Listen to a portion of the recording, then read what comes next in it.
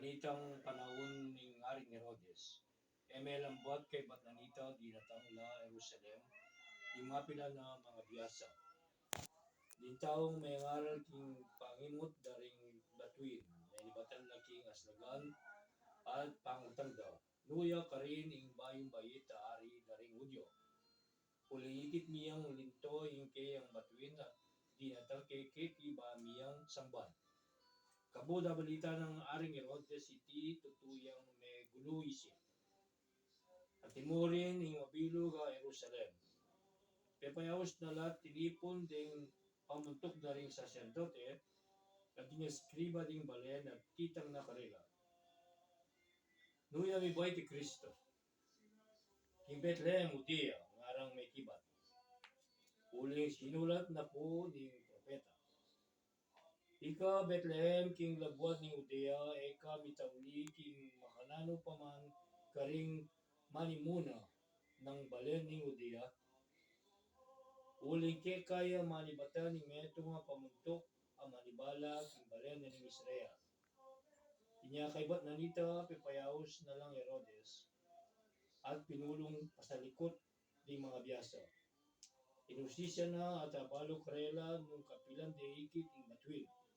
Kaybat pepalakuan na lang papunta Bethlehem. Kambe na ning antikaniting palabilin. Munta kayo at panintunan niyang sama-sama si anak. O nangigit yun ipabalo yung agad-agad ka na ako bangke ka keta kaya akuman munta ko at sa bangke. Kay badam dindam ing panabilin ni Ari. May kuha na lang. Kay bad dalang lintoya ing batuin ing kabud batuin na ikid da king aslagan.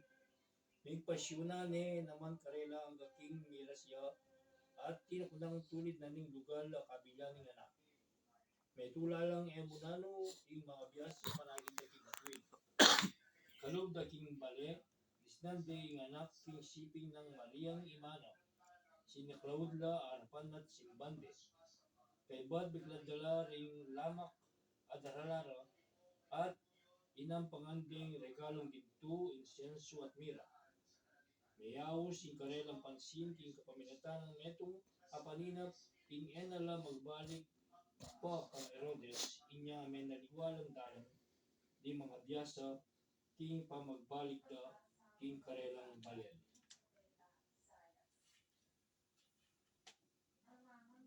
Ang mabuting balita ng Panginoon. Pinupuri ka namin, Panginoong Jesucristo, ang Ama namin. Ngayon ay manalangin tayo sa Diyos ang insulot sa itinuro sa atin ng ating Panginoong Yesus.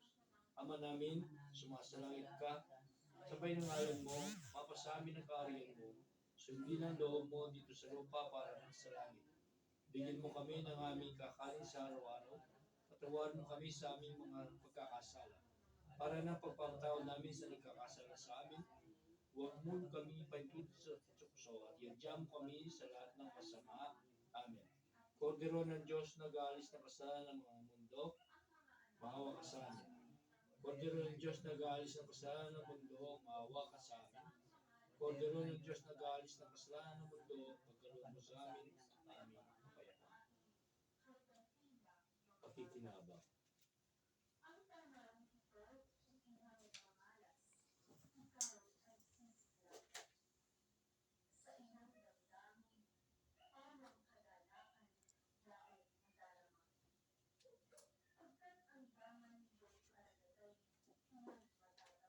Ito ang kordero ng Diyos, ito ang nag-aalis ng mga kasal ng sanlibutan, kapalad ng mga inanyan sa kanyang piging.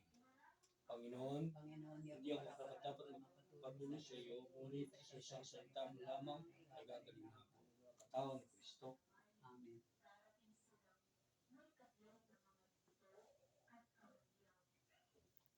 Pangwakas na panalangin, panalangin tayo. Diyos na aming Ama, ginagawa mo kami salo sa iyong tinapay at kopa bilang tanda na kami nagkakaisa kay Yesu Kristo. Ang aming nawang pamumuhay makapagatid ng iyong pagliligtas at kaligayahan sa bawat taong aming nakakatagpo sa daigdig na ito. Inihiling namin ito sa iyo sa pamamagitan ni Yesu Kristo ang aming Panginoon, ngayon nagpagmasawalang hanggan. Amen.